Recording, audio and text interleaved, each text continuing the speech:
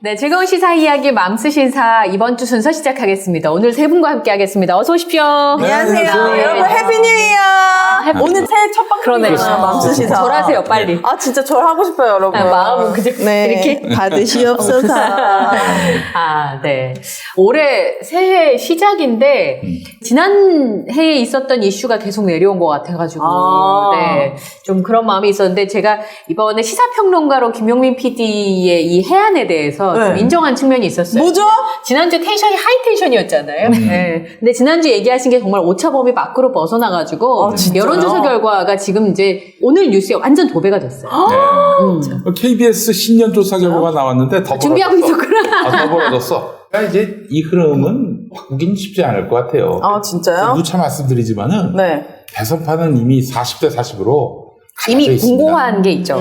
공고예요. 왜냐하면 대선 후보 거대 양당이 선출을 했잖아요. 네. 이 40%는 바뀌지가 않습니다. 그런데 이 판이 요동쳐서 골든 크로스가 이루어진다든지 격차가 벌어진다든지 그러면은 틀림없이 두 가지 전제, 선결 요건이 필요합니다. 선결. 한쪽이 완전히 엉망이고 한쪽이 너무너무 잘 나가고 이 두 가지가 맞물려야만 이 판이 흔들려요. 그런데 뭐 어느 한쪽도 잘하고 또 다른 쪽도 잘한다? 그건 별 의미 없습니다. 그러니까 잔잔바리로는 골든크로스 못 만든다 이 얘기잖아요. 잔잔바리. 그 표현 나왔습니다. 잔잔바리로 뭐 정책 하나 좋다 뭐 이 정도의 수준으로는 흐름을 바꿀 수 없는데 안 되겠어 라고 마음을 바꾸게 하려면 설득되게 하는 뭔가가 굉장히 크지 않으면 이 정도로 바뀌지 않는다라는 게 김용민 PD의 설명입니다. 그렇습니다. 예. 그래서 자 앞으로도 장기 예측도 해볼까요? 그렇죠. 예. 기상청도 말이죠. 장기 예보도 합니다. 오, 네. 맨날 틀리잖아요. 기상청이 좀 자주 틀리던데.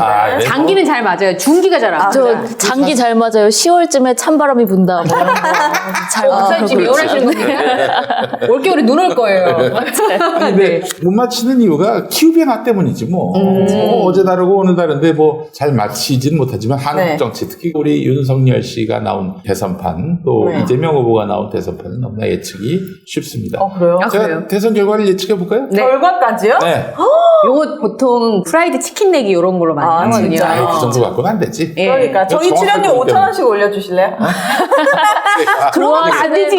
좋아하시는 뷔페 한번 가죠. 그러니까 자, 제법 격차가 나게 이재명 후보가 이길 겁니다. 제법이라면 어느 정도? 최소 두 자리? 두 자리, 지금 흐름대로라면 두 자리도 가능하겠다는 그쵸. 생각이 지금이면은 드는데 근데 이제 문제는 뭐냐면은 결국엔 다 뭉쳐요. 그쵸. 막판엔 뭉치죠. 네. 그래서 뭐 두 자릿수까지는 아니더라도 5. 한 5 내지 10 그 사이. 5에서 10이면 14에. 굉장한 격차인데. 네. 안철수 씨가 이렇게 단일화해도 윤석열 씨랑 해도 너무 늦었어. 늦었다고요? 너무 늦었어. 늦었잖아요. 그래요? 예. 단일화라고 하기에는 또 그리고 너무 큰 산이에요. 안철수 씨가. 그래서 단일화하기에 너무 쉽지 않은 상대이기 때문에 왜냐면 거기는 뜨는 해고 이쪽은 지는 해인데 이쪽에서 뭐 숫자는 적다고 하더라도 의원 숫자도 적다고 하더라도 쉽게 내주기는 본인의 정치 인생에 걸린 문제. 아니 이제 이런 경우는 단일화가 될 수 있습니다. 어떤 예컨대 단일화는 두 상대가 말이죠.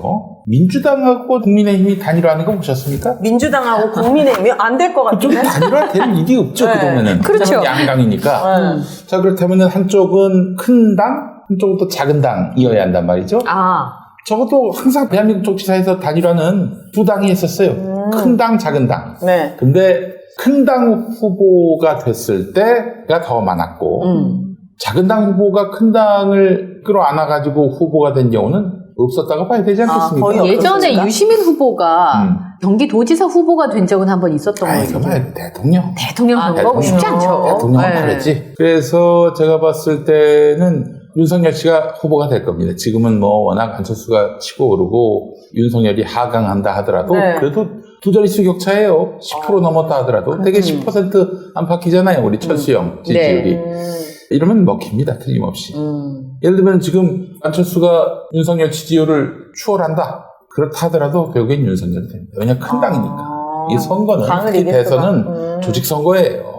그리고 안철수 씨는 버티는 게 끝까지 완주하는 게 본인의 정치의 어떤 그 인생이나 흐름에 그나마. 있어서도 오히려 이미지가 훨씬 좋죠. 합당하지 않고 단일화 안 하고. 근데 이번에 보니까 엊그저께 또 오늘 김종인 아저씨를 그냥 퇴출시키고 윤석열 씨가요? 그럼요. 이준석도 지금 거의 뭐 이준석을 겨냥한 거지 사실 종인형 아웃시킨 거는. 그렇죠. 이준석이 너 어르신도 나가는데. 그렇지. 나가라고? 그렇지. 근데 이제 나갈 이준석이 절대 아니죠.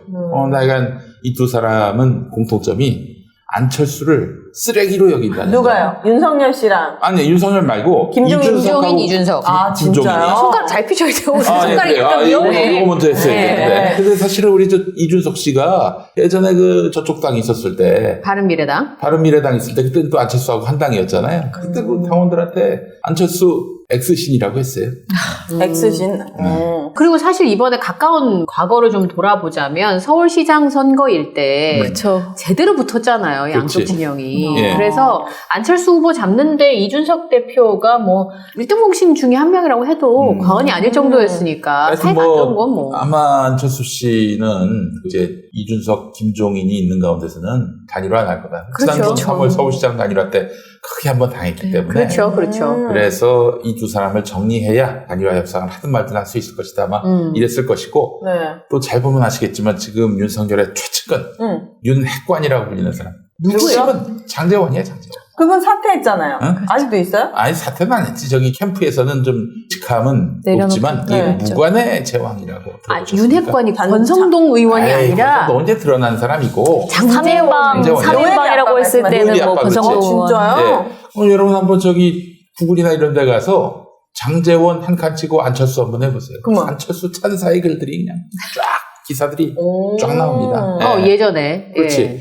그러니까 장제원으로서는 안철수와 단일화를 해야만 이 판을 엎을 수가 있는데 이 판을 엎으려면은 지금 당내에 안철수가 싫어하는 사람들을 정리해야 한다. 그래서 그 과정에 지금 있는 거예요? 아니 뭐 그 이유 중에 하나예요. 그게 이유의 전부는 아니고. 근데 약간 그렇게 해서 안철수하고 이제 단일화 협상에 들어간다. 이제 그러면은 정말 여러분 뼈를 깎는 고통이 아니, 있다고. 뼈를 깎는 고통은 저쪽에 사는 고통이기 때문에 우리는 팝콘을 팝콘을 준비하면 돼요? 예. 네. 이렇게 예. 아침 드라마 이런 거 보듯이. 그렇지. 웬만한 스릴러보다 눈치가 빨라야 되고 그렇지. 아, 이 진짜요? 전개가 엄청 빠르기 때문에 쫓아가시려면 좀 애를 쓰실 거예요. 자, 그래요. 단일화를 하려면은 팝콘을 준비하세요. 예, 팝콘을 준비하셔야 됩니다. 네. 민주당에서는 지금 기다리고 있어요. 찰스 맛을 우리만 볼 수 없지. 모두에게. 대신에. 네, 그렇지. 찰스 맛 한번 봐야 돼. 궁금합니다. 이거 정말 재밌을 겁니다. 지금도 게다가 네. 안철수가 매달려야 하는데 지금 윤석열이 매달리게 생겼어요. 그러면 얼마나 조건이 많아지겠습니까? 예. 아마 탈진할 수가 있어요. 진짜 윤석열 씨가. 이 김용민 PD님은 정치에 진심인 게 느껴지는 게 한 3주 전에 엄청 피곤해 보이셨거든요. 그때 막 되게 안 좋을 때였는데 이게 좀 막판에 뒤집으니까 얼굴 혈색도 달라지시고. 그렇습니다. 지난주부터 사람이 딴 사람이 됐어요. 그러니까 네, 적극적으로. 계속 뭔가 되게 배부른 느낌도 나고. 여론조사 결과하고 네. 제 당화혈색소 수치하고 똑같습니다. 비례합니까? 예, 비례합니다. 그래요. 정말 축하드립니다. 감사합니다. 예. 아유, 근데- 이처럼 행복할 데가 없어요. 그러니까. 저는 윤석열 후보 캠프에서 무슨 생각을 하는지가 잘 이해가 안 가는 게 네. 진짜 굉장히 다급하고 힘든 상황이잖아요. 네. 양쪽에서 저렇게까지 버텨가지고 뭐 어떡하겠다는 건지 뭐 이기겠다는 건지 말겠다는 건지 참 알 수가 없어요. 그러니까 이게 지금 이번 대선을 중요하게 생각하는 사람은 많지 않은 것 같아요. 총선이나 24년도 본인들 선거들을 위해서 지금 애쓰다 보니까 눈앞에서 지금 급한데 본인들만 관심 모르고 없는 있는 거예요. 거죠. 네, 지금. 그래서 이준석 대표가 이번 주 인터뷰한 걸 제가 지나가다가 TV에서 봤는데 공천권 가진 당대표 한번 해봐야 되지 않겠냐고. 그 비슷한 뉘앙스의 얘기를 하더라고요. 사실 이번 당대표는 공천권을 가지거나 뭐 선거를 치르는 당대표는 아닌데 이제 국회의원들이 말을 안 듣는 이유는 자기한테 공천권이 없기 때문에 뭐 탄핵 이런 얘기 나오는 거 아니냐. 뭐 이런 뉘앙스가 아닌가 싶어서 어디까지 가려는 거지? 오늘 가보지 않은 길을 가시는. 자세히 또 오늘 두 분이 풀어주실 거 아닙니까? 저는 일부러 뉴스를 안 보거든요. 뉴스를 안 봐야 방송이 가능한 거예요. 제가 시사 방송을 많이 했더니 몰라야 되는데 입으로 막 답이 나와요. 그래서 일부러 이제 뉴스와 금욕 생활을 하고 있기 때문에. 금욕까지 금욕. 합니까? 그럼요. 뉴스와 금욕. 뉴스와 금욕. 깊이 들어갔었는데 예. 오늘 신평론가님과 네. 앵커님께서 또 PD님께서 또 자세히 얘기해 주시면은 네. 저 같은 시알못들은 아주 도움이 될 것 같습니다. 네. 시알못. 시알못. 시사를 알지 못하는 사람인데 시어머니를 모르는. 시알못이라고 하는 그러게, 네. 그럴 가능성이. 저기 기자들 중에만 쓰레기가 있는 게 아니에요. 기레기만 있는 게 아닙니다. 그럼요. 시사평론가계에도 쓰레기들이 있습니다. 그럼 있습니까? 그럼 뭐라고 불러요? 시래기? 시래기. 시래기? 네. 진짜로 있다고요? 시래기 많아요. 있겠죠. 예, 그렇습니다. 아, 어떤 종류의 사람을 그렇게 부르시나요? 시래기? 네. 아이고, 저기 가는 곳마다 이 방송사를 간다든지 네. 뭐 이러면은 OEM형 평론가가 되는 사람들. 그럼 뭐예요? 주원 생산. 그러니까 맞춤형. 여기 가서는 이렇게. TV조선 가면 좀 우클릭하는 그런 발언. 웅클리. 예. 예. 뭐 한겨레 가서는 또 좌클릭. 좌클릭적인 발언. 오, 예. 그거는 그분이 먹고 살기 위한 몸부림? 일종의 생존 전략 아닙니까? 그래서 저도 예전에 사실 그랬죠. 그래서 네. 항상 뭐라고 소개했냐면 스스로를 생계형 시사평론가. 시사평론가 주로 생계형이죠. 그렇죠. 원하는 대로 해야죠. 네. 그 대표가 있습니다. 누구죠? 그분은 한 20년 하면은 네. 제가 흉상이라도 하나 세워드릴게요. 진짜요? 최영일 평론가라고. 뭔지 모르는데. 최영일 평론가는 네. 양쪽이 다 가능합니까? 정말 양쪽 가능한 게 한 정도가 아니라 우주 가서 저 외계인 앞에서 달 수 있는 분이에요. 오, 탁월하네. 네, 그렇습니다. 그분은 정말 대단한 분입니다. 네. 우리 저 최영일 형님이 이런 것도 이렇게 자기를 은근히 비꼬는 건데도 이런 말을 굉장히 좋아한다. 엄청 좋아할 것 신경 안 같은데요. 써요. 네. 너무 좋아해. 자존감이 굉장히 높기 때문에 네. 남들이 본인을 뭐라고 평가하든 별로 신경 쓰지 우리 않습니다. 최영일 형이 마이크를 잡으면은 네. 방송 사고 걱정이 없어요. 다 스무스하게 그냥 카바를. 다 예를 들면 스튜디오에서 네. 다 죽었어. 근데 최영일 살아있어. 그러면 방송이 끊기지 않습니다. 예. 마침표가 없어. 마침표가 없어. 그것도 무슨 사안이 나오든 첫째, 둘째, 셋째, 넷째. 완벽하게. 그렇게 얘기를 합니다. 그리고 사람들이 다 듣고 난 다음에는 하나도 머릿속에 남는 게 없어요. 뭐 까는 그렇게 거야. 정리를- 칭찬하는 거야. 정리를 이렇게 까는 거야. 잘해주시는데. 본인도 지금 최영일 본인을 씨를. 칭찬하는 건지 아닌지를 최영일 평론가도 모른다는 거 아니에요, 지금. 네, 정말. 최상의 풍자다. 정말 너무 안타까운 건 뭐냐면은 네. 자기에 대해서 평가를 한단 말이에요. 네. 듣는 자리에서는 칭찬 같아. 그래서 기분 좋게 허허 넘어갔는데 모임이 끝나고 집으로 돌아간 길 차 안에서 뭔가. 올라와. 생각할수록 열받는 거야. 씁쓸해, 뭔가. 생각할수록 열받네. 내가 분명히 저 사람한테 지금 씹혔는데 네. 내가 그 자리에서 분노를 표시하지도 않은 거에 대해서 스스로에게도 분노가 막 생기고 맞아. 타이밍 놓치면. 맞아요. 그래요. 그 사람이 바로 윤석열이었습니다. 무슨 말이에요? 윤석열. 갑자기 왜 윤석열? 어제 우리 종인이 형이 네. 그 앞으로는 후보가 지멋대로 떠들지 말고 선대위에서 준 대본대로 연기를 하라. 연기하라고 네, 했잖아요. 그랬더니 처음에 배우하겠습니다. 처음엔 그랬어. 처음엔 윤석열 그랬어? 씨가? 윤석열이 처음에 아, 진짜? 배우하죠 허허허 이랬다고. 생각할수록 열받는 거야. 그래서 그날 밤에 돌아와서 주변 사람들한테 막 대노를 했다는 거야. 이건 나에 대한 쿠데타라고. 그 앞에서 배우하지요 뭐 허허허 하다가 네. 그날 저녁에 시간이 갈수록 열받는 거야 이게. 집에 갔더니 이제 김건희 씨가 오빠 잘 생각해봐. 속도 없어. 배우라니 연기라니 맞나? 이렇게 또 되죠. 그래서 이제 그날 밤에 네. 빡 쳐가지고 김종인하고 빠이빠이 해야 되겠다. 밤에. 그래서 오늘 아침에 빠이빠이 한 거예요. 오. 네. 오. 정말 스펙타클하네요. 제가 이제 그런 경우가 종종 있었습니다. 특히 김수민 씨라고 우리 네. 시사평론가. 저 앞에서는 뭐 좋은 얘기를 해요. 네. 나를 굉장히 존경하는 듯한 마치 리스펙을 표시하는 듯한. 진짜요? 네. 그때 이제 녹음 다 끝나고 집으로 돌아가는 길인데 네. 내가 한 방 먹은 거예요. 진짜요? 우리 생각을 해도.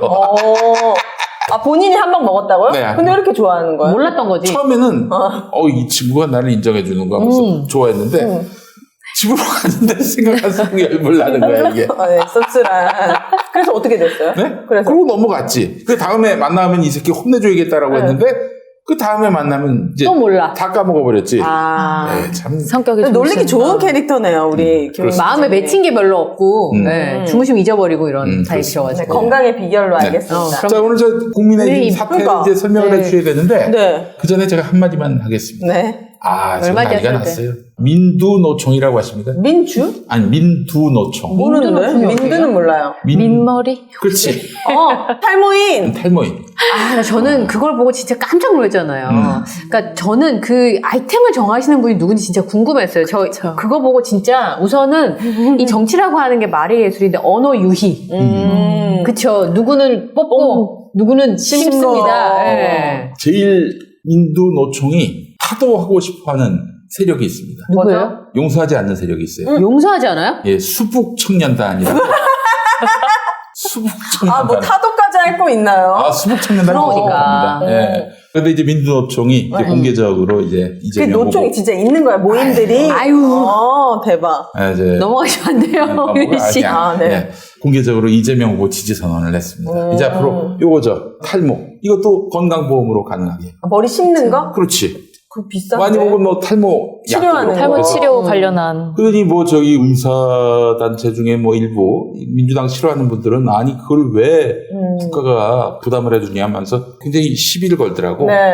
그러면서 하는 얘기가 아니 그게 어떻게 질병이냐고 했더니 누군가 댓글을 달았는데 정말 많은 민주노총 회원들, 조합원들의 눈물을 자아냈습니다. 네.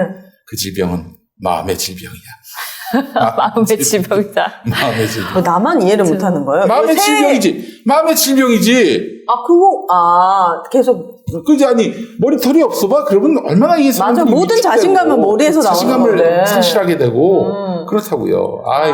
맞아요. 방송에서 머리숱이 별로 없으신 분들을 희화화하는 단어를 잘못 뱉으면 진짜 난리가 나요. 그럼 큰일 나. 그래요? 그러니까 그분들이 마음의 상처를 되게 많이 받으시는 거예요.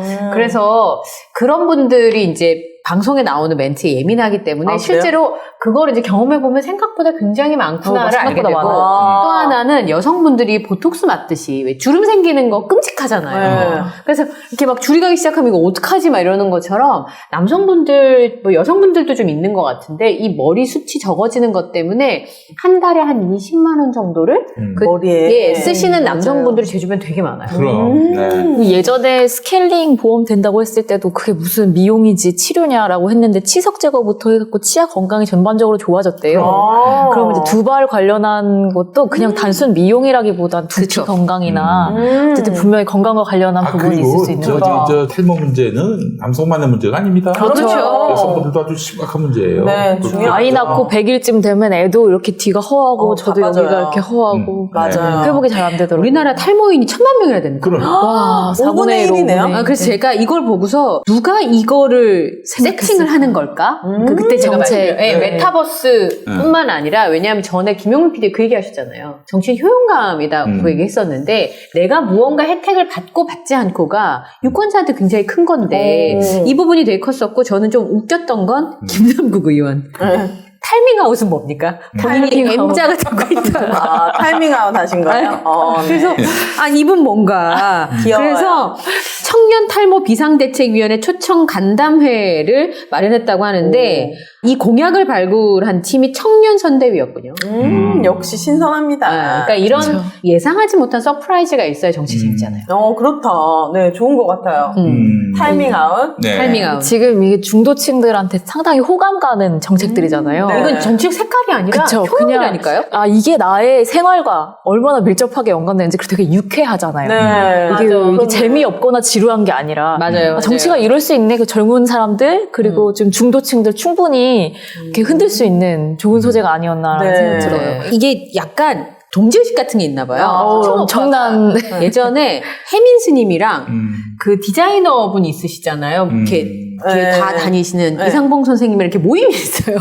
그래서 모여가지고 자기들끼리 식사하고 한 달에 한 번, 뭐 서너 달에 한 번 이렇게 모여서 이렇게 머리카락 동지회가. 없으신 분들끼리. 그래요? 네, 근데 굉장히 재밌다고 저한테 저희 얘기하더라고요. 남편네 집이 전부 다 완전 그래, 완전. 예. 살아남은 분이 한 분도 안 계십니다. 그래서 제가 이제 시댁 어르신들 다 모이고 이제 시댁 큰 집까지 다 모여서 이제 결혼한다고 인사드리러 갔는데 정말 한 분도 빼놓지 않고 전부 다 아주 환하게 눈이 부실 정도로 대박. 아들 낳았으면 진짜. 제 남편이 그나마 거기서 가장 수치 많은. 네, 무슨 워너비처럼 갈 때마다 다 머리를 한 번씩 들쳐서 M 상태를 확인하는. 예. 끝나고 저희 친정엄마 전화 왔는데 좀 있어? 없어. 완전 거기 이재명 후보님 표밭이네, 표밭. 그렇죠. 그러니까 이게 사실은 내가 좌파냐 우파냐를 다 떠나서 나는 이게 제일 중요한데 아까 이게 머리 들쳐온다 그랬잖아요. 남자 아나운서들 중에도 이 M자가 약간 진행되는 양반들이 있어요. 그러면 30대인데도 매주 병원 가서 확인을 하는 거예요. 얼마나 진행이 그럼. 내 평생의 관심사를 이해하는 정치. 충분히 그럼요. 호감 갑니다. 칭찬합니다. 네, 이렇게 잔잔바리로 계속 이렇게 잘하고 있을 때 듯이 이건 주워 담아야 되는 거예요. 잠시 후 안양스마트 금리형 특별세를 시작하겠습니다. 저희의 첫 번째 프로모션 자율주행 셔틀입니다.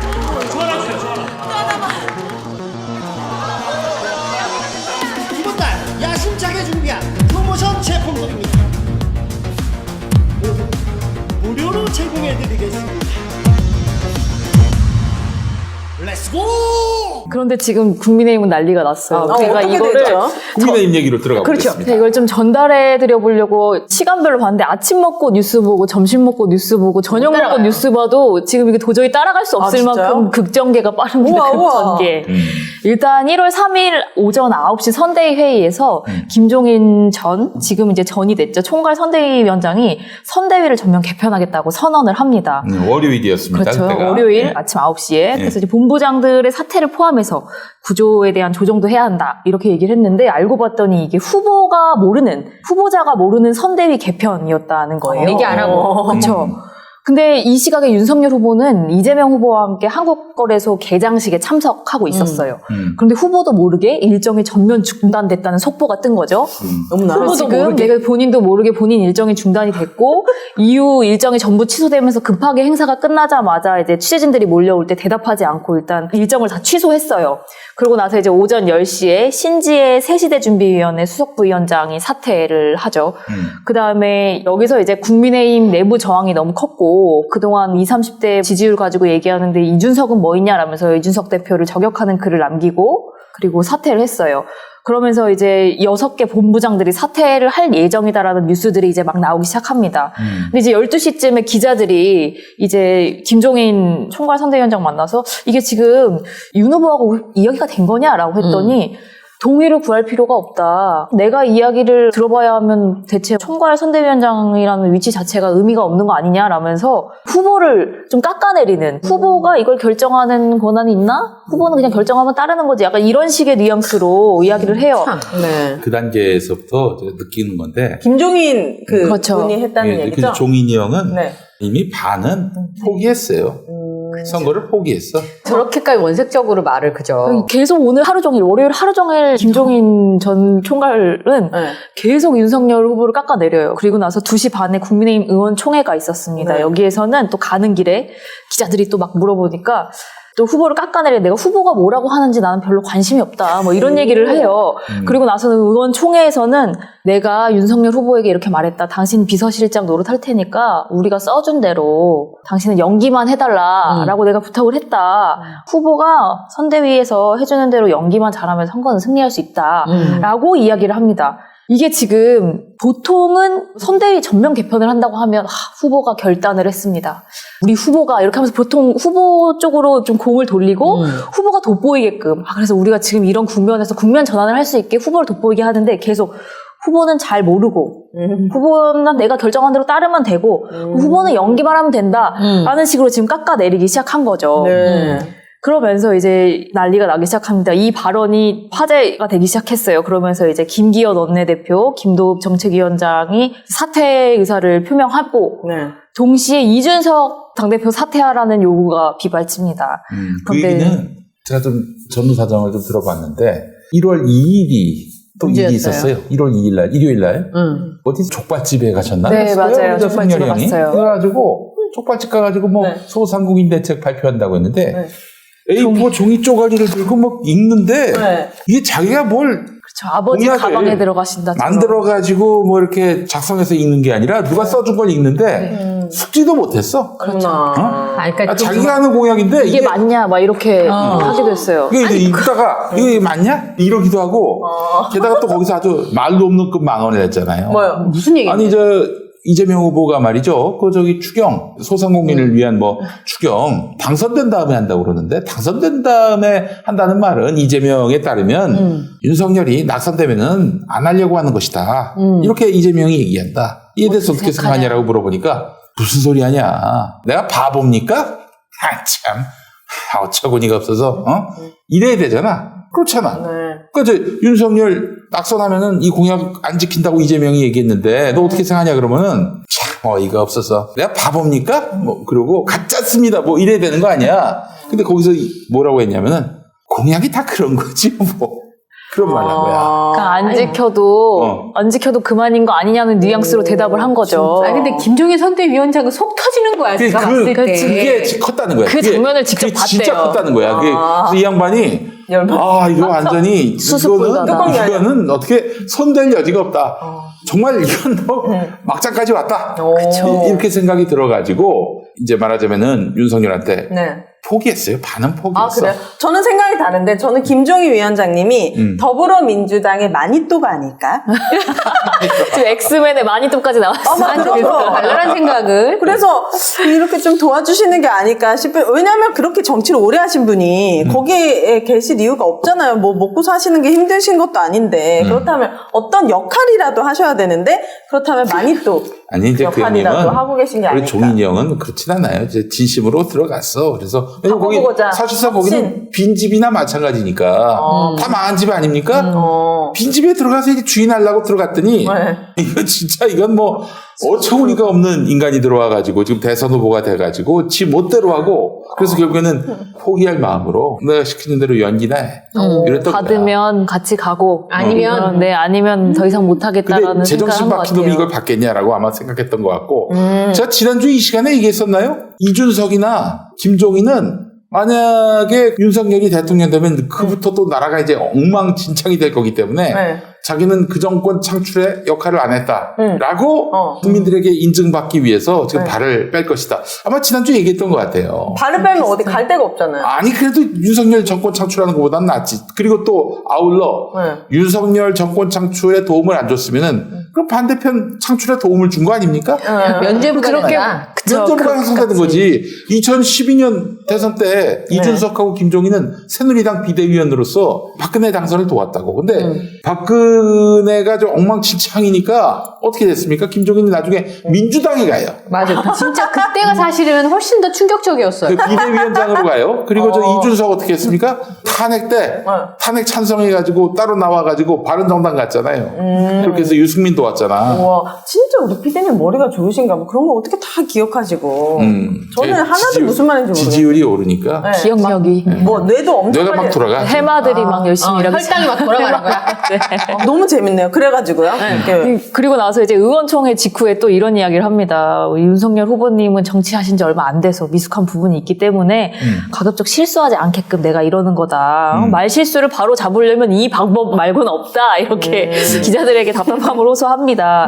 그러고 나서 이제 4시 40분쯤 의원총회 직후죠. 이준석 대표에 대한 사퇴 요구가 있을 때 그것에 대해서 이제 이준석 대표를 두고 기자들이 물어봅니다. 사퇴 요구가 있는데 어떻게 생각하느냐 그랬더니 이준석 대표가 지금 내가 어떤 사람인지 몰라서 그런다. 내가 지금 손학규한테 단련된 이준석인데 나를 또 너무 난리 났어. 모른다라고 하면서 사퇴에 대해서 완전히 선을 그었는데 또 여러 명을 매기면서 선을 그었어요.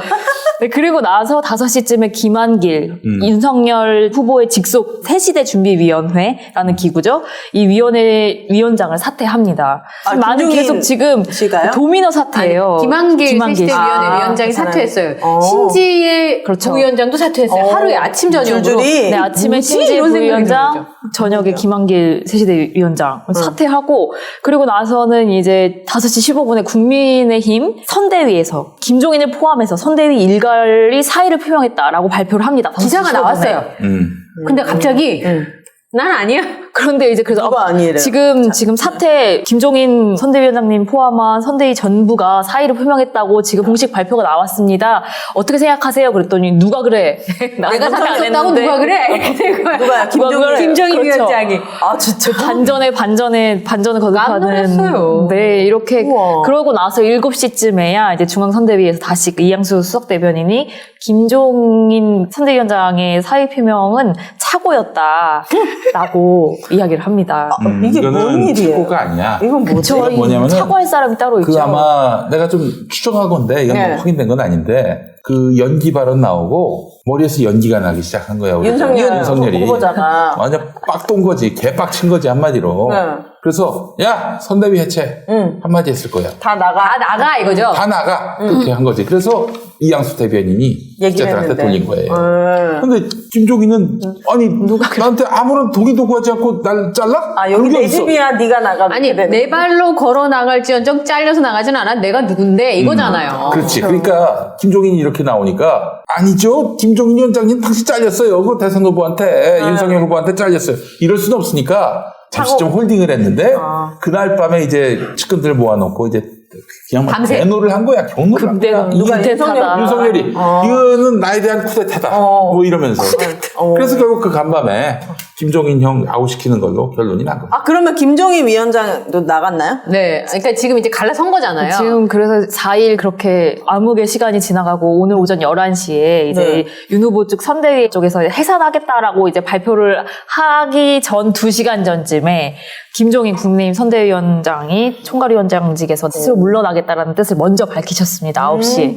먼저 나가신 거죠. 그리고 나서 그 9시 전 한 1시간 전쯤에는 이제 윤석열 후보의 최측근으로 알려진 권성동 의원도 당 사무총장 내려놓고 선대위 종합지원 총괄본부장직도 사퇴하겠다라고 지금 밝힌 상태입니다. 그리고 윤한홍 의원 이분도 이제 문고리 3인방 중에 한 사람이라고 보이는데요. 이분도 이제 당무지원본부장직 사퇴하겠다, 뭐 전략기획부 총장 사퇴하겠다 하면서 지금 줄줄이 지금 사퇴를 누구 남은 거예요? 내가 사퇴는 뭐 이렇게 보셔야 돼. 사퇴는 내가 진짜 책임을 느끼고 윤석열 후보 당선을 위해서 내가 할 수 있는 게 이거라면 이거라도 하겠다. 이게 아니라 잘리는 거예요. 잘리는 거고, 그리고 잘리는 거는 그 사람들이 잘못해서 잘리는 게 아니라 이준석 나가라, 김종인 나가라. 그렇죠. 그 차원에서의 압박이야. 그렇게 봐야 돼. 이 정도 최측근까지 물러나는데 뭐 이준석이 버텨? 이 정도 다 물러나고 지금 다 뒤집어 엎는데 네가 지금 버텨? 이런 식의 압박이 아닐까. 그럼 윤석열 후보자와 이준석과의 기싸움인 거예요, 결국 지금? 그렇지. 그래요? 그래도 우리 종인이 형은 네. 또 영감님을 사실 좀 잘 구스르면 같이 갈 수 있다고. 네. 이준석이 말을 안 들으니까 김종인까지 날린 거예요. 처음에는 김기현 원내대표는 사실 당의 대표가 둘인데 국회의원의 대표거든요. 그렇죠. 그 사람이 먼저 그만둔다고 그랬어. 그렇죠. 근데 나는 무슨 선대위에서의 어떤 직함을 내놓는 줄 알았더니 당직을 내려놓는다는 아유, 얘기였어요? 원내대표를 그만둔다고 한 거야. 근데 이제 이준석이 자기는 끝내 그만두지 않겠다라고 하니까 오늘 다시 돌아왔어. 다시 돌아왔어요. 어쩔 수 없죠. 온 세상에 이런 말도 안 되는. 제가 만약에 이준석 소리야? 대표라도 이 상황까지 왔으면 못 나가는 거죠. 그렇죠. 나를 끌어내 이렇게 되는 거지. 그래서 이 지난주에 사실은 저 그래서 뭐 성상납 의혹, 네, 뭐 맞아요. 양다리 의혹 있는데 그 나온 시점이 윤석열 쪽에서 굉장히 불편해해서 이준석을 날리고 싶을 그렇죠. 그 시점에 나온 거기 때문에 정치 공작 이거는 냄새가 나는. 누가 봐도 이제 정치 공작적 의미가 커 보이는 거죠. 네. 그래서 이제 이준석도 이것들 나를 내쫓으려고 그러는 모양인데 나 안 나가. 내가 뭐 그냥 끌려서 나가는 한이 있어도 절대 내 발로는 안 나가. 이거 진짜 선거 한 달만 남은 광경이 맞나요? 그러니까 너무 이게 신기하다. 저는 처음 보는 그림이었다는 생각이 좀 들고 오늘 이제 김종인 전 위원장 개인 사무실 출근할 때 질의응답 진짜 완전 대박이에요. 네, 뭐예요? 그러니까 원래 선대위 구성할 때 이렇게는 처음부터 안 된다고 본인이 얘기를 했다는 거예요. 그래서 안 간다고 했는데 정권 교체 책임 회피 안 하려고 본인이 갔었는데 가보니까 제대로 작동을 안 해서 수정을 좀 하자고 했었는데 뭐 상황이니 구태타니 뭐 이런 얘기를 한다. 자기 빼고는 목적 없이 거기 있는 사람은 없다. 다른 사람은 다 한 자리씩 하려고 그렇죠. 거기 가 있는 거다 이렇게 설명을 하면서 국민의힘이 승리할 수 있을까요? 이렇게 물었어요. 그랬더니 그건 두고 봐야지. 자기들이 자신 있다고 생각하나 본데 난 논평 안 할래. 그다음에 제가 물어보고 싶은 질문이 있었는데요. 이거였거든요. 만약 제가 그 자리에 있었으면 윤석열 후보에게 별의 순간이 왔다고 제일 먼저 얘기하신 분이 김종인 위원장이었잖아요. 그래서 별의 순간이 왔다고 하지 않으셨냐 본인이 이렇게 기자들이 물었더니 별의 순간이 왔으면 제대로 잡아야지. 별의 순간을 제대로 잡는 과정에서 이런 사태가 벌어진 거라는 거죠. 그럼 본인이 별이셨군요. 그러니까 그러면서 상황이나 구태타라고 표현한 사람들에게 후보가 동조한 거냐.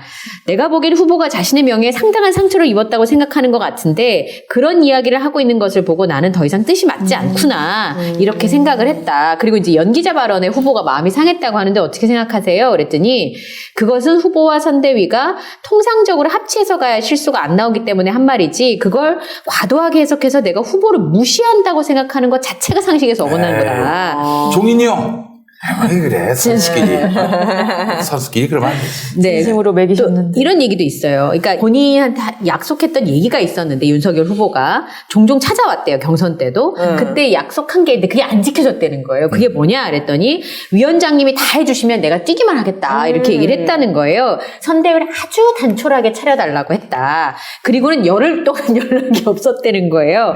그러다가 선대위를 요란하게 차려서 나타났다는 거지. 이렇게 만들었다고 하길래 뭐가 이렇게 복잡하냐고 했다. 그래서 처음부터 내가 안 가려고 했던 거다. 이제 이렇게 얘기를 하고 있는 상황이었는데. 단출하게 하는 이유가 있지. 그래야지 이제. 우리 종인이 형이 짱 먹으려고. 그립이 강해지죠. 그렇지. 그건 너무 많아지. 영광을 받으셔야 되는데. 그러면 이제 자기 통제력이 약할 수밖에 없기 때문에 그래서 단출하게 가자 이렇게 얘기했던 거예요. 그러니까 우리 저 종인이 형 이렇게 내쫓았는데 참 안타깝습니다. 아니 근데 모양새가 이게 안타까워요. 뭐예요 세상에. 아무리 그렇지만 부하가 좀 있어야 되는 거 아니에요? 어쨌든. 그리고 지금 뭐 윤핵관들 뭐 다 사퇴했다고 하는데 과연 정말 윤핵관들이라고 하는 사람들이 다 사퇴했는지 앞으로도 그렇게 할 건지 잘 모르겠어요. 왜냐면 오늘 있었던 일이 선대위 개편하겠습니다. 해산하고 뭐 실무형 선대본부 조성하겠습니다라고 했는데 선대위 개편 후에 첫 번째 공식 행사가 젊은 층과의 만남이었거든요. 근데 거기서 이제 권성동 의원이 사회를 봤어요. 대기종군 하겠습니다 했는데 사회를 보셨어요. 근데 대기종군에 사회 본 거예요. 네, 근데 웃긴 일이 뭐였냐면 청년들에게 다 20분 전에 미리 착석을 해서 준비를 해달라고 했는데 아무리 기다려도 윤석열 후보가 나타나지 않는 거예요. 왜요? 그래놓고서 전화 스피커폰으로 짧게 인사만 한 후에 만남이 종료가 된 거죠. 아니 온라인이었나요? 거예요? 스피커폰 전화로 그러니까 온라인에는 권성동 의원과 진행자들만 나와 있고 스피커폰 연결로 목소리만 들리고 끝난 거예요. 그랬더니 이제 젊은이들이 대노를 해서 아직도 정신 못 차렸다고 그러고 뭐 땡땡아 막 욕설하는 게 바로 방송이 됐습니다. 뭐 바로 끊기긴 했지만 이런 건 처음 봤어요.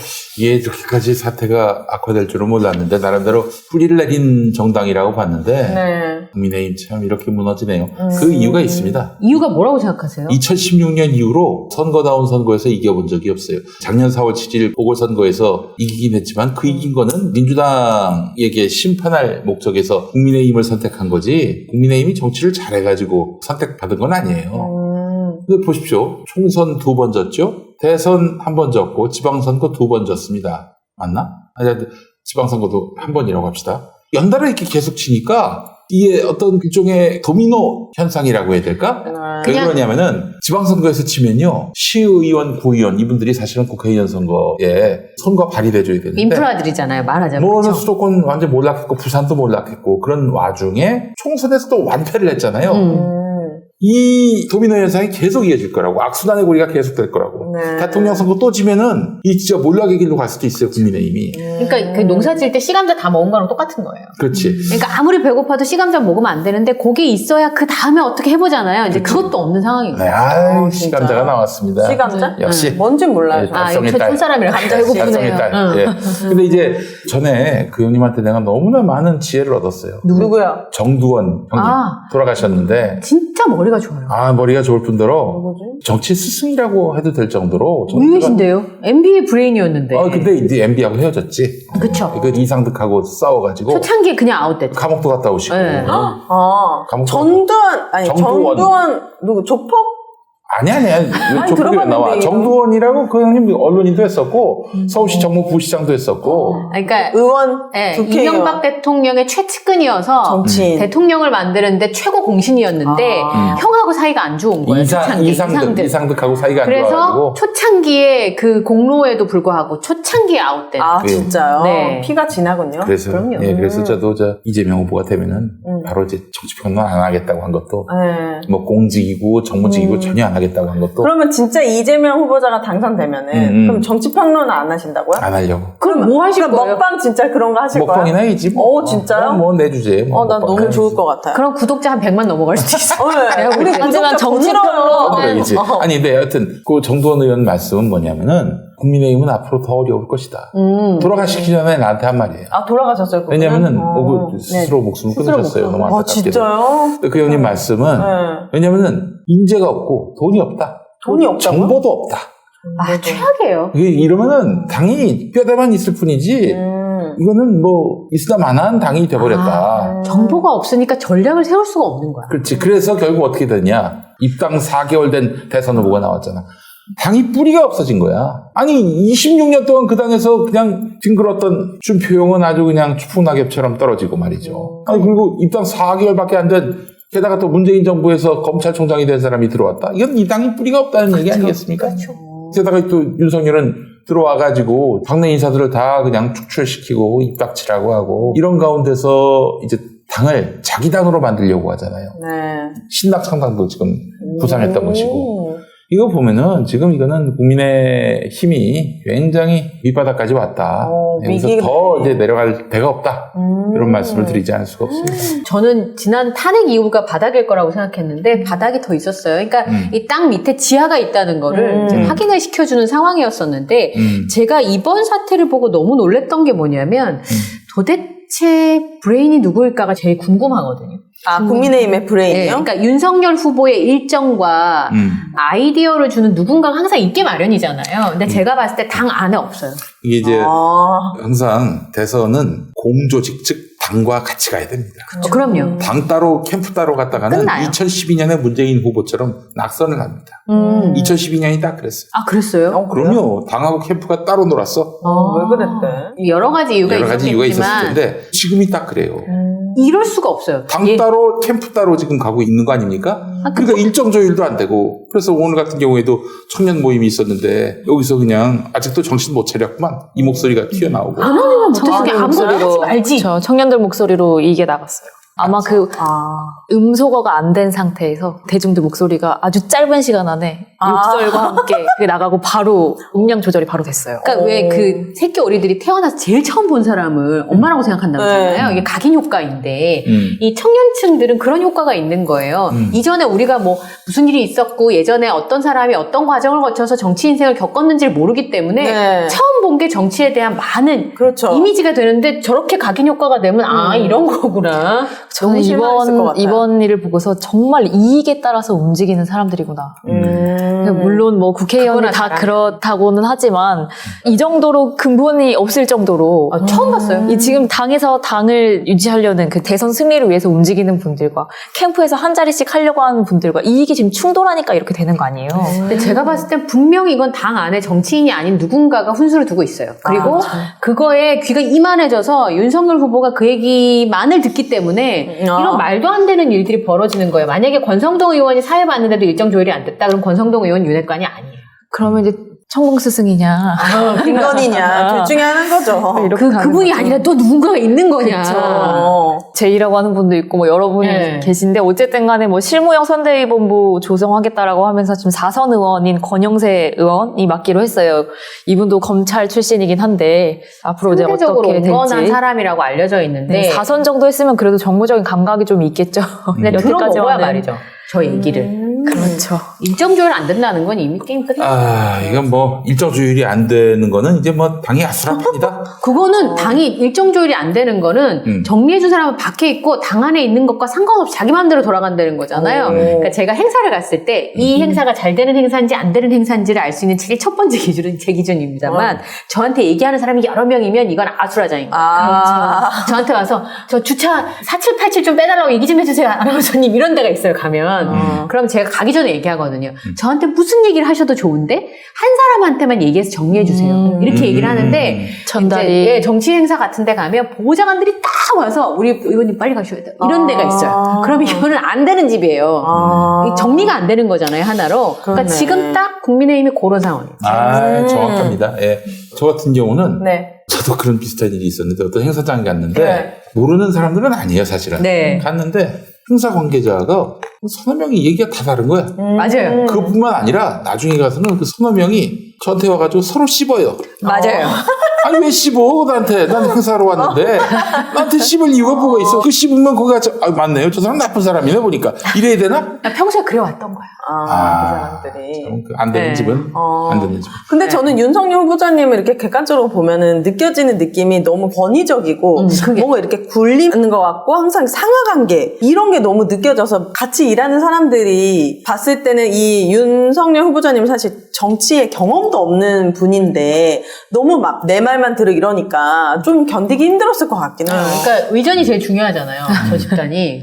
그게 제일 문제인 것 같아요. 일단 기본적으로 윤석열 씨가 땅에 임해보지 못한 사람입니다. 땅.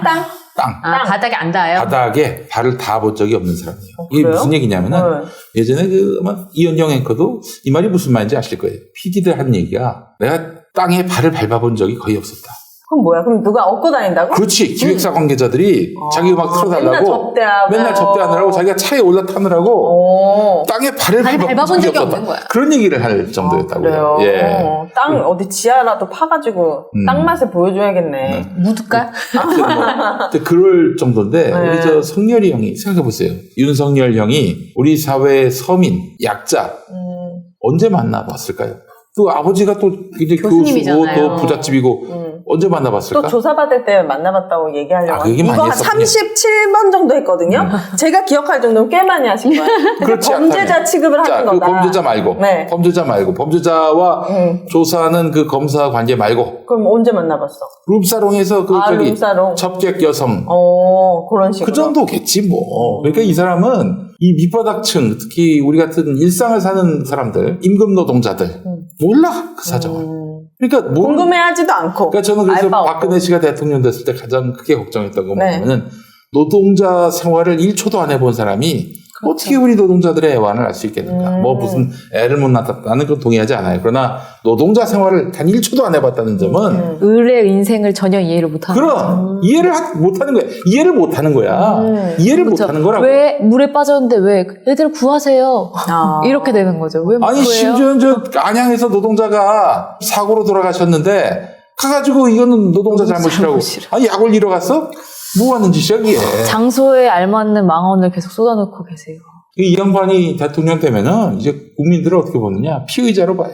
설마요. 피의자로 봐. 아 그래. 그렇죠. 실제로. 아니 왜냐하면 지금 대선 후보 상대 후보도 지금 피해자 조지듯이 토론해서 조지겠다고 지금 대장동 이슈만 가지고 토론하자고 해요. 결국에는 국민들 앞에서 내가 신문하는 내 실력 좀 보여주겠다 뭐 이런 거죠. 그래서 지금 정책본부장의 원희룡 전 지사가 네. 지금 정책본부장이 됐는데 이분이 지금 누구냐면 대장동 일타 강사라고 일타강사잖아요. 스스로를 칭하는 스스로를 내가 이재명 후보를 공격할 수 있는 대장동 일타 강사다라고 스스로 칭하는 분이 지금 정책본부장이 되셨어요. 네. 그럼 앞으로 계속 이 윤캠프는 어떤 뭐 공약이나 이런 걸로 가겠다는 게 아니라 네. 지금 대장동 일타 강사 내세워서 네거티브. 그렇죠. 네거티브로 나가겠다 이런 얘기인 거나 마찬가지인 거죠. 이제 지금 저 새로운 선대본부장이 권영세 전 검사.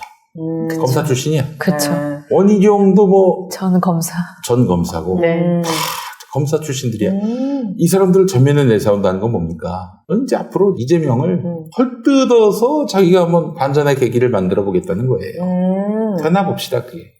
그러니까 풀이 없다는 거예요, 이제 풀이. 그러니까 아니, 세상에서 가장 무식하고 가장 권위적이고 가장 일상의 사람들과 동떨어져 있는 집단이 검사 집단인데 네. 그런 사람들이 지금 집권해야겠다고 나왔어요. 이거는 정말 이런 자들을 지금 대선 후보로 또 대선 후보의 어떤 그룹으로 선택한 국민의힘은 정신 나간 거예요. 뿌리가 없어졌고 아주 자폭하는 선택을 했다. 보십시오. 당장 대선 2달 앞두고 지금 이 꼬라지 벌어진 게 뭐겠어요. 어젠가 제가 어느 판사님이 쓴 에세이를 봤는데 그분이 그런 말씀 하시더라고요. 이제 본인이 판사가 돼서 20여 년을 재판을 하다 보니까 마음이 자꾸 십드렁해진대요. 아침부터 저녁까지 세상에서 볼 수 없는 사건들이 다 몰려와서 그렇죠. 한 번 보고도 기함하는 사건들을 계속 얘기를 하니까 그냥 네. 심드렁해진다는 거예요. 자기 마음이. 네. 그런데 그 순간에도 자기가 답을 찾은 게 누군가의 마음을 공감해주는 사랑이 답이라는 걸 생각을 해냈다고 하더라고요. 그 이유가 뭐냐면 마약을 하다가 감옥을 갔다 왔는데도 마약을 끊지를 못해가지고 사고를 친 말하자면 범죄자가 재판을 받았는데 네. 그 얘기를 본인이 약을 끊는 단약이라고 하더라고요. 마약을 끊는 거를. 단약을 하기 위해서 노력하는 그 얘기를 본인이 에세이 썼는데 그분이 편지를 썼대요. 너무 고맙다고. 자기한테 그렇게 할 수 있는 기회를 줘서 너무 고맙다고. 그리고 나서 그 얘기를 듣는 순간 자기도 기운이 생겼다는 거예요. 자기도 계속 절망했대요. 사람들의 그 바닥을 보면서. 네. 그런데 그 사람을 보고서 자기가 누군가를 사랑해주는 것만이 그 사람을 그 감옥에서 풀어낼 수 있다라고 하는 희망을 봤다고 하더라고요. 네. 근데 아까 말씀드린 것처럼 그 검사, 변호사 이런 분들이 제가 친한 변호사님한테 물어봤어요. 자꾸 의심이 되죠. 사람을 만나면. 제가 그랬어요. 그랬더니 저보고 왜 그렇게 생각하네요. 그래서 네. 아니 오는 의뢰인들이 다 솔직하게 말한다고 변호사들도 생각하지 않잖아요. 네. 부끄러운 건 얘기를 못 하니까. 근데 그게 재판정 가서 만약 벌어지게 되면 자기 뒤통수를 만든 거니까 네. 저 사람 말이 맞나?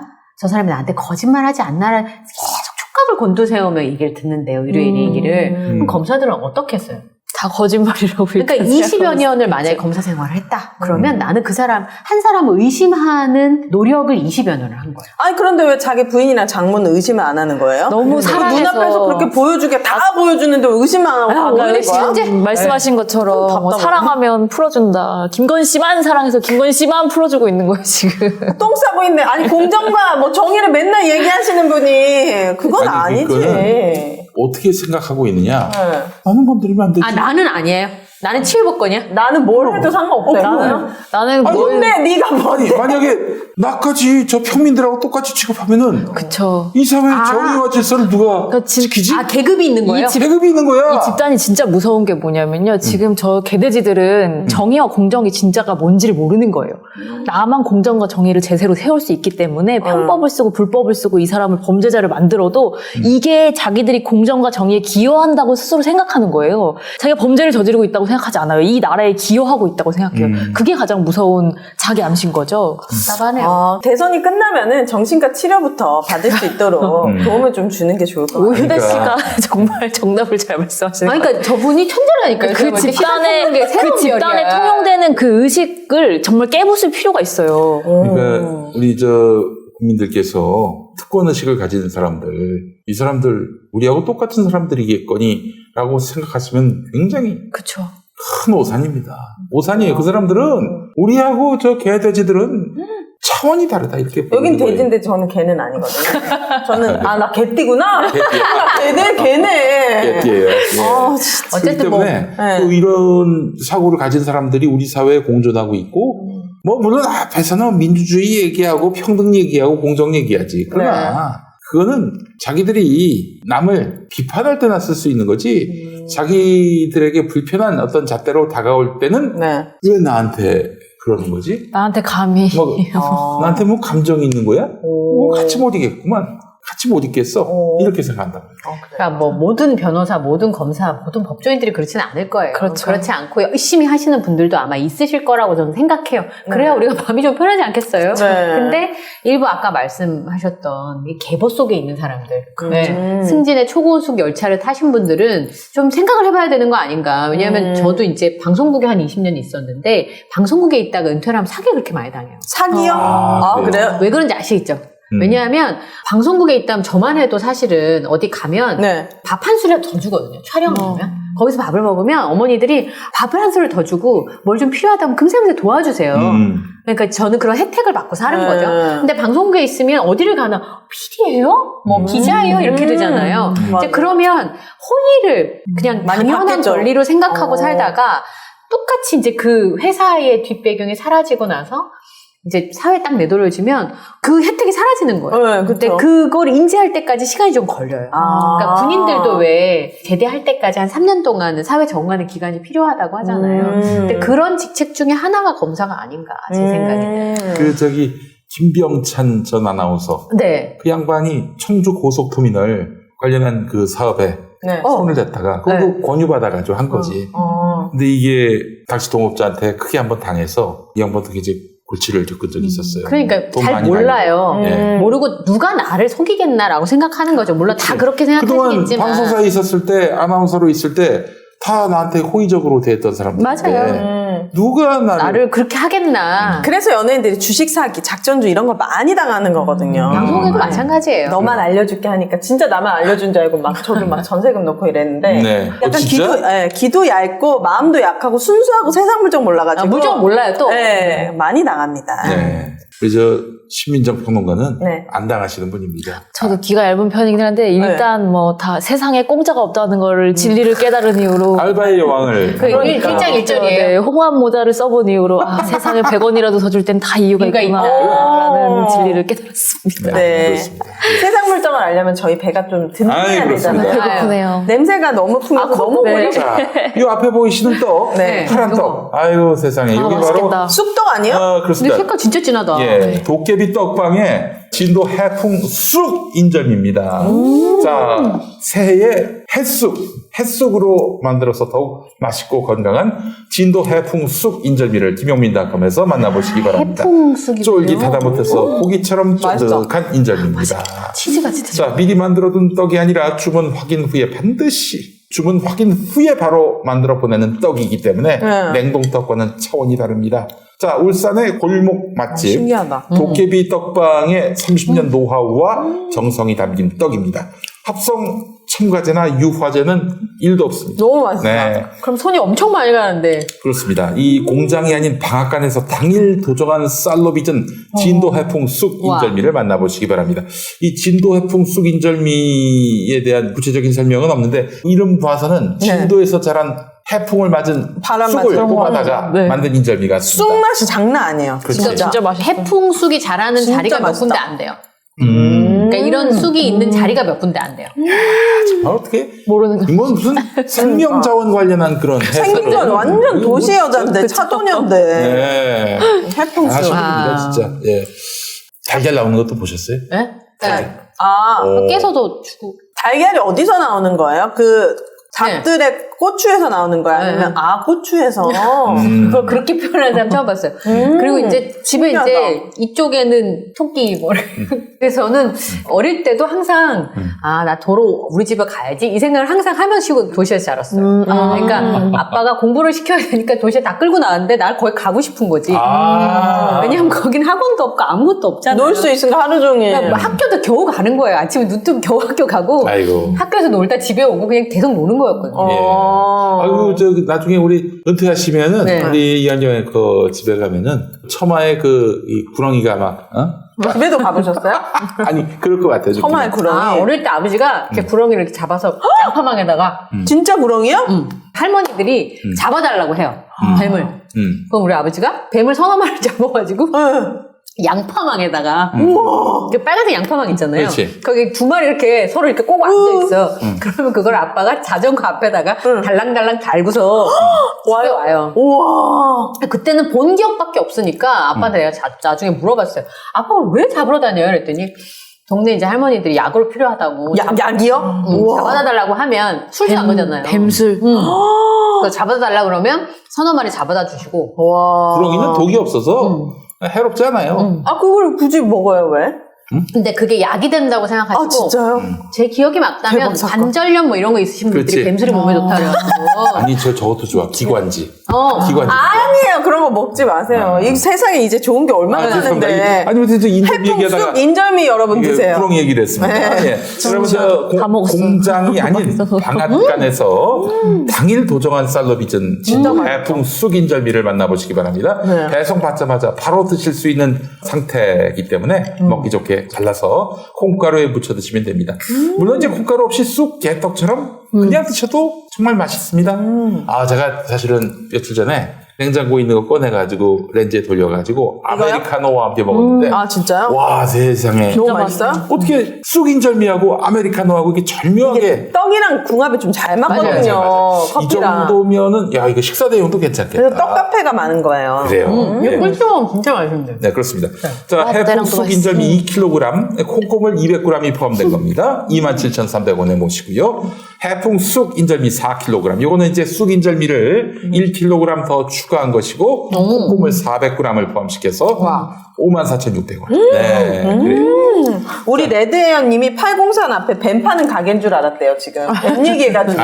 죄송해요. 제가 803 근처 살았어요. 아니, 구렁이는 이뻐. 구렁이가 먹은 쑥떡이냐고 막. 아니, 그거 하고 있어. 푸른 하늘님이. 아유, 정말 좋은. 어떠세요? 너무 맛있어. 너무 식감이 먹었어요. 너무 진짜 맛있어요. 탱글탱글. 제가 이 쑥개떡 진짜 좋아하거든요. 말이 없는 거예요. 진짜 좋아요. 내가 뱀 얘기 계속 하고 있는데 집에 가져가세요. 다 먹었어요. 그리고 이게 진짜 쑥 향과 맛이 네. 너무 진하게 나면서 이 식감이 또 너무 깔끔하게 쫀득거리는 거 있잖아요. 막 들러붙지 않고. 맞아요. 적당히 달면서. 나는 콩고물이 옛날에 콩고물이 나오면 너무 아까워서 밥 비벼 먹었었거든요. 진짜요? 그럼. 고기 진짜 찍어 맛있어요. 먹어도 진짜요? 맛있어요. 맛있어. 고기 찍어 먹어도 맛있죠. 고기 찍어 먹어도 맛있어요. 콩고물에 진짜. 밥을 한번 비벼서 애들 줘보세요. 진짜 진짜요? 신기하다. 깎아처럼 먹을 수 있어요. 삼겹살에다 또 찍어 먹으면. 맞아요. 또 그래도 너무 맛있죠. 삼겹살 맛있어요. 없어서 못 먹지, 그죠? 먹는 방법은 다양해요. 예. 네. 해풍 쑥 인절미입니다, 여러분. 여러분 정말 해풍에서 자란 쑥이면은 또 얼마나 건강하겠어요. 그러니까 쑥이 여성들한테 되게 좋잖아요. 그래서 저희 아버지는 봄 되면 쑥을 다 캐가지고 싹 말려서 네. 거친 쑥이 나오면 이제 못 먹으니까 싹 말려서 싹 빻아가지고 저를 보내주세요. 그러면 그거를 이제 우유나 아니면 미숫가루 같은 데 같이 타서, 오, 진짜 부럽다. 네, 여자들한테 좋으니까 그렇게 하라고 보내주세요. 근데 쑥 향이 진짜 이게 이게 뭐라 그러죠? 하우스에서 자란 쑥은 향이 안 나잖아요. 야, 맞아. 네. 색깔만 있고. 색깔만 있고. 근데 이거 향이 나는 걸로 봐서는 진짜 맛있어요. 진짜인 것 같아요. 김용민닷컴에서 여러분. 쇼핑이 후원이다. 그리고 떡 많은 한 구매 마리 10만 원 돈 하잖아요. 이거는 지금 이 맛에 비하면 가격이 진짜 괜찮아요. 진짜 저렴한 거예요. 맞아요. 1kg에. 반말 넘는데 지금 4 반말. 네. 반말 위 안 좋으신 분들이 인절미가 좋아요. 소화가 잘 되니까. 네. 꼭 드셔보세요. 알겠습니다. 떡 네. 좋아하시면.